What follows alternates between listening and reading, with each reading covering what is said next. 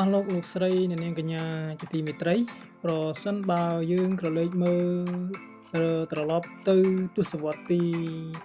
80វិញប្រទេសវៀតណាមគឺជាប្រទេសមួយក្នុងចំណោមប្រទេសដែលក្រីក្របំផុតនៅលើពិភពលោកដែលទទួលរងផលប៉ះពាល់ពីសង្គ្រាមនិងការគ្រប់គ្រងសេដ្ឋកិច្ចបែបផែនការក៏ប៉ុន្តែត្រឹមតែក្នុងរយៈពេលមួយយ៉ាងខ្លីគឺជាជំហានមួយដែលគេហៅថា single generation តែប៉ុណ្ណោះដែលវៀតណាមបានក្លាយទៅជាប្រទេសមហាអំណាចសេដ្ឋកិច្ចលំដាប់តំបន់ដែលមានកំណើនអឺ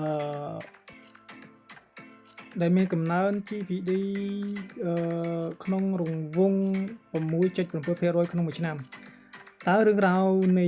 ភាពជោគជ័យដ៏អស្ចារ្យនេះបានកើតឡើងដោយរបៀបណាថ្ងៃនេះខ្ញុំនឹងលើកបង្ហាញនៅគោលនយោបាយមួយនិងយុទ្ធសាស្ត្រដ៏ឆ្លាតវៃដែលជំរុញឲ្យប្រទេសវៀតណាមក្លាយទៅជាមជ្ឈមណ្ឌលផលិតកម្មនិងនាំចេញសំខាន់មួយរបស់ពិភពលោកអស់លោកលោកស្រីជាទីគោរពដើម្បីពិភាក្សាពីការអភិវឌ្ឍសេដ្ឋកិច្ចរបស់ប្រទេសវៀតណាមគឺយើងមិនអាចរំលងបានឡើយនៅចំណុចរបត់ប្រវត្តិសាស្ត្រមួយនៅក្នុងឆ្នាំ 1986 ដែលជាការចាប់ផ្ដើមកម្មវិធីកំណែតម្រង់ដ៏ធំមួយដែលហៅថាដូចមួយដែលមានន័យថាការកែលម្អឬ renovation គោលនយោបាយនេះមិនមែនត្រឹមតែជាកំណែតម្រង់សេដ្ឋកិច្ចធម្មតា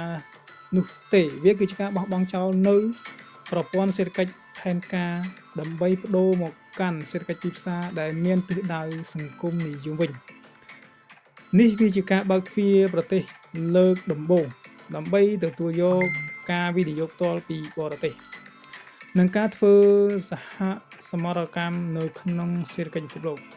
ខ្ញុំនឹងបញ្យល់លម្អិតអំពីរបៀបដែលយុទ្ធសាស្ត្រនេះបានបំលែងប្រទេសវៀតណាមពីអ្នកនាំចូលអង្ករមកជាអ្នកនាំចេញអង្ករដ៏ធំ